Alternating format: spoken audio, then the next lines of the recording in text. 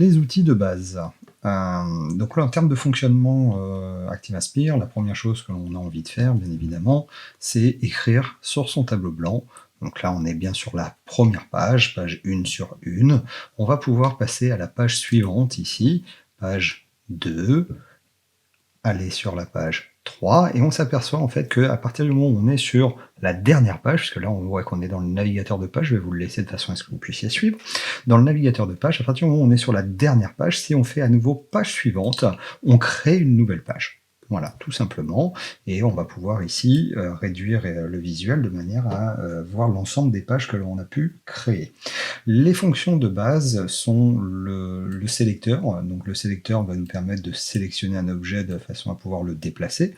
Alors on peut le faire, faire une sélection de cette manière-là, mais on peut aussi venir sélectionner et récupérer un objet directement en pointant la souris dessus, bien évidemment.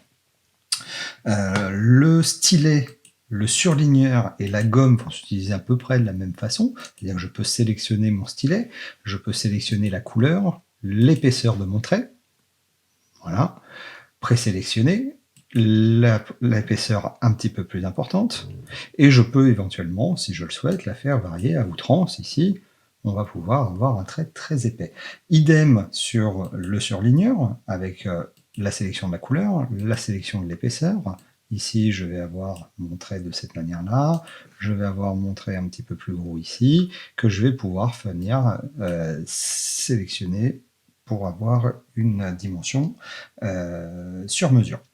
La gomme, elle, pour effacer un trait, et je dis bien un trait, ce sont ce qu'on appelle des annotations, ce qui est fait au stylet et au marqueur, ce sont des annotations. Donc je vais pouvoir venir sélectionner l'épaisseur de gomme, alors très bien pour un petit trait, avec une petite gomme, mais pour un gros trait, ça va pas être très pratique. Il va falloir augmenter la taille de la gomme pour pouvoir effacer un gros trait.